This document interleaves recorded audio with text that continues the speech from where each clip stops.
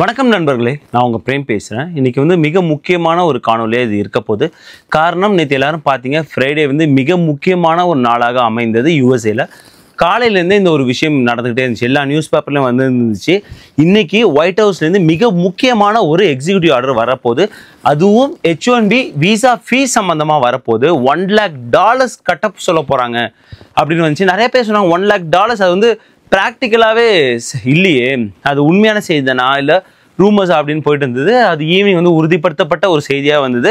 President Trump அவர்களே executive order sign பண்ணியிருந்தாங்க. நம்ம கடைசி வீடியோவில் ஒயிட் ஹவுஸோட அந்த ப்ரெஸ் மீட்டோட அந்த லைவ் செஷனும் கொஞ்சம் போட்டிருந்தோம். அதில் யூஎஸ் செக்ரட்டரி ஹாவர்ட் சொல்லும் போது அவங்க தெளிவாக சொன்ன விஷயம் இது புது new as well as renewal அப்படின்னு சொல்லியிருந்தாங்க. ஸோ எல்லாருக்குமே இது பொதுவாக அமல்படுத்தப்படும் ஒரு ஃபீயாக இருக்குது அப்படின்னு அது நிறைய கேள்வியை எழுப்புச்சு. ஸோ அவங்களோட எக்ஸிக்யூட்டிவ் ஆர்டரை பார்க்கும்போது நமக்கு நிறைய டீட்டெயிலிங் கிடச்சிது.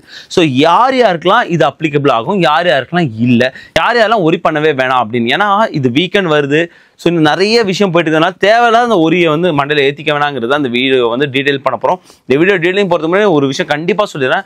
இந்த வீடியோ நீங்கள் மண்டே டியூஸ்டே பார்த்தீங்கன்னா அதுக்குள்ளே ஏதோ ஒரு கோர்ட்டில் கண்டிப்பாக இந்த ஒரு எக்ஸிக்யூட்டிவ் ஆர்டருக்கு தடை வாங்கியிருப்பாங்க. காரணம், இதில் நிறைய கிரே ஏரியாஸ் இருக்குது. இது அமல்படுத்தக்கூடிய ஒரு சாத்தியக்கூறுகள் கம்மியாக இருக்குது. நிறைய கிரே ஏரியாஸ் இருக்கிறதுனால கண்டிப்பாக இதை நிறைய பேர் ஸ்டே வாங்கிறதுக்கான வாய்ப்புகள் இருக்குது. சரி, முதல்ல வீடியோக்குள்ளே போய் என்னென்ன டீட்டெயிலிங் இருக்குன்னு பார்ப்போம். நீங்கள் whitehouse.gov சைட்லேயே பார்க்க முடியும். முதல் 2-3 பற்றி எதை பற்றி இருக்குன்னா, எதற்கு இந்த மாதிரியான ஒரு எக்ஸிக்யூட்டிவ் ஆர்டர் தேவைப்படுது அப்படிங்கிற மாதிரி இருக்குது. அவங்க சொல்லியிருக்காங்க 2010 இவ்வளோ பேர் இருந்தாங்க, 2016 2020 இவ்வளோ மக்கள் H1Bs வழியாக வந்துட்டாங்க. இங்கே இதனால் டெக் செக்டாரில் இங்கே படிச்சுட்டு வரவங்களுக்கான வேலை வாய்ப்பு எவ்வளோ இழப்பீடு இருக்குது அப்படிங்கிற மாதிரி கொடுத்துருந்தாங்க. நிறைய ஸ்கேம், அது ரொம்ப முக்கியம். நிறைய பேர் இந்த H1B விசா ப்ரோக்ராம் அப்யூஸ் பண்ணாங்க, ஃப்ராட் பண்ணாங்க, ஸ்கேம் பண்ணாங்க.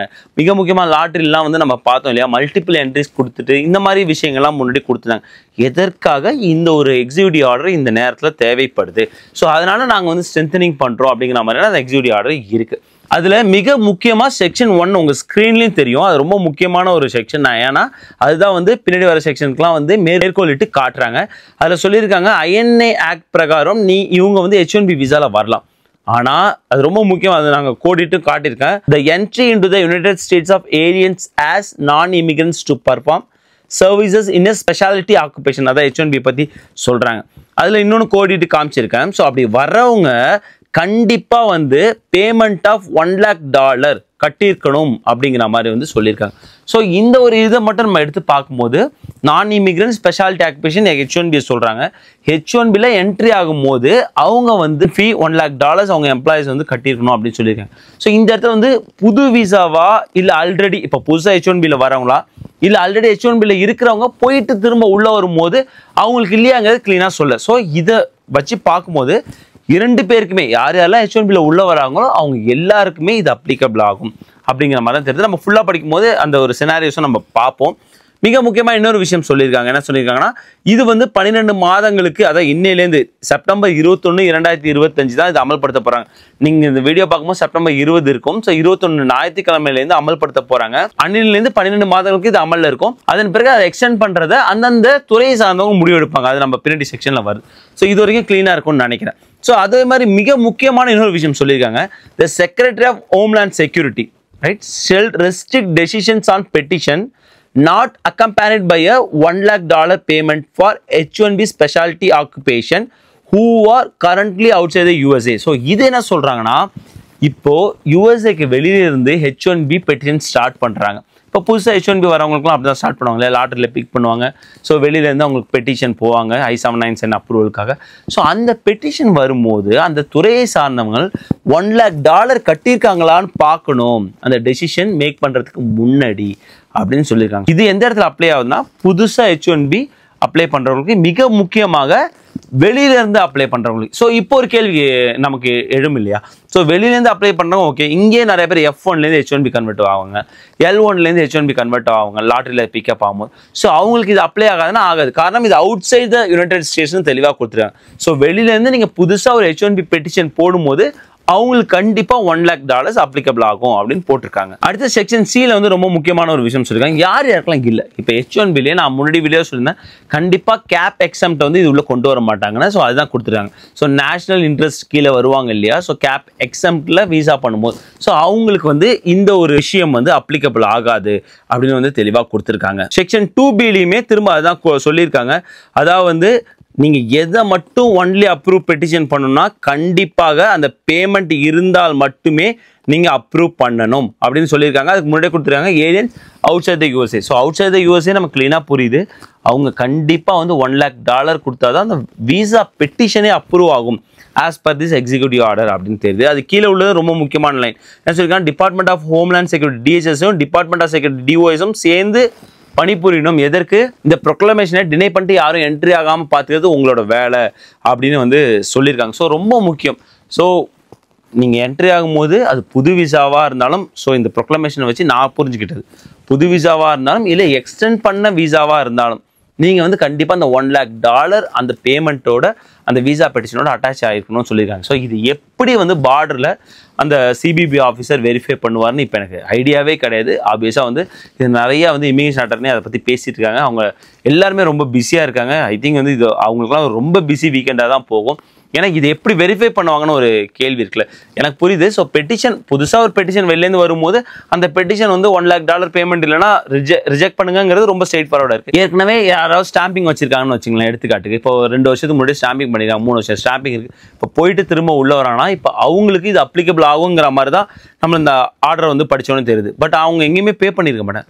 ஸோ இப்போ அவங்க புதுசாக பே பண்ணணுமா வெளில போயிட்டு வரதுக்கு? ஸோ அந்த மாதிரி கிரே ஏரியாஸ் வந்து நிறையா இருக்குது. இதனால தான் சொல்கிறேன், இது வந்து நிறைய சான்சஸ் இருக்குது இது கோர்ட்டில் போய் இந்த மாதிரி பாயிண்ட் எடுத்து வச்சு இதை வந்து பிளாக் பண்ணுறதுக்கு அப்படின்னு நம்ம சொல்கிறது. ஸோ தொடர்ந்து பார்ப்போம். அடுத்தவங்க ஸ்க்ரீன்ஷாட்டில் சொன்ன என்ன சொல்லியிருக்காங்கன்னா, இது எப்பயிலேருந்து வந்து இந்த ரெஸ்ட்ரிக்ஷன் ஆஃப் என்ட்ரி, அது ரொம்ப முக்கியம்.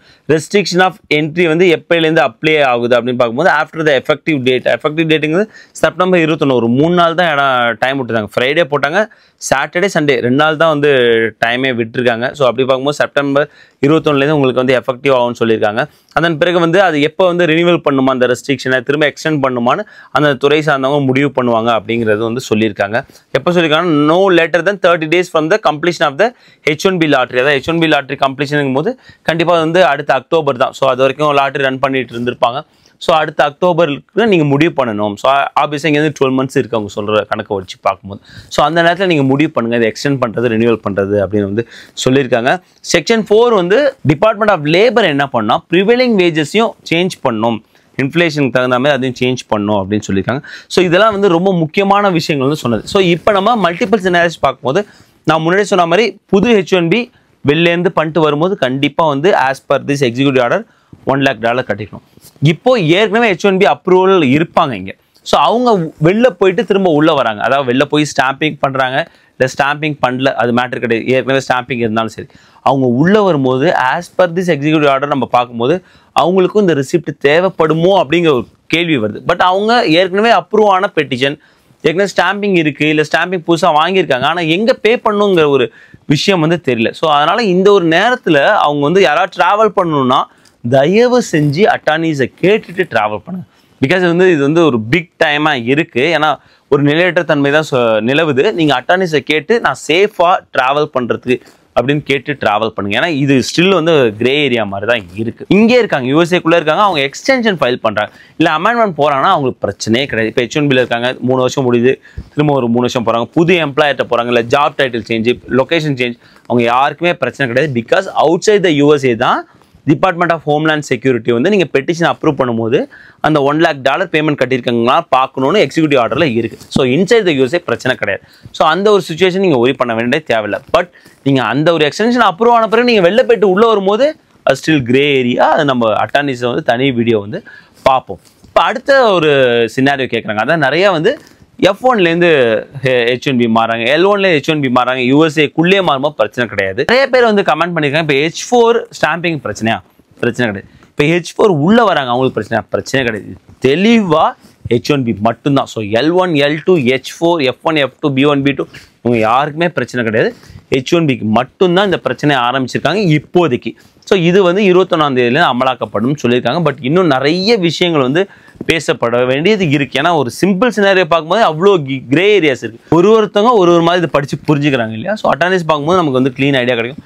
கண்டிப்பாக நம்ம அட்டர்னே வச்சு வீடியோ போடுவோம். ஸோ ரொம்ப ஒரே எடுத்துக்காதீங்க அப்படின்னு. ஒன்லி நீங்கள் வந்து இப்போ கண்டிப்பாக நான் ட்ராவல் பண்ணணும், எமர்ஜென்சியாக ட்ராவல் பண்ணணும்னா அட்டார்னியோட அட்வைஸ் கேட்டு ட்ராவல் பண்ணுங்க. இல்லை என்னால் ட்ராவலை ஒத்தி வைக்க முடியும் தாராளமாக அப்படின்னா இப்போ ட்ராவல் பண்ணாமல் ஒத்தி வைங்க. ஸோ அதுதான் வந்து நமக்கு இந்த எக்ஸிக்யூட்டிவ் ஆர்டர்லேயும் தெரிய வருது. ஏன்னா அட்லீஸ்ட் ஒரு 1 வீக்காவது ஆகணும். ஸோ நம்ம கோர்ட் என்ன முடிவு எடுக்க போகிறாங்க, இதன் பிறகு வர்றவங்கள எப்படி சிபிபி ஆஃபீஸர் போர்ட் ஆஃப் என்ட்ரியில் ரிசீவ் பண்ண போகிறாங்க, அட்டார்னிஸ் என்ன அட்வைஸ் பண்ண போகிறாங்கன்னு ஸோ பொறுத்து பார்ப்போம். கண்டிப்பாக நம்ம அட்டார்னியை வச்சு ஒரு தெளிவான ஒரு வீடியோவும் பார்ப்போம். நன்றி, வணக்கம்.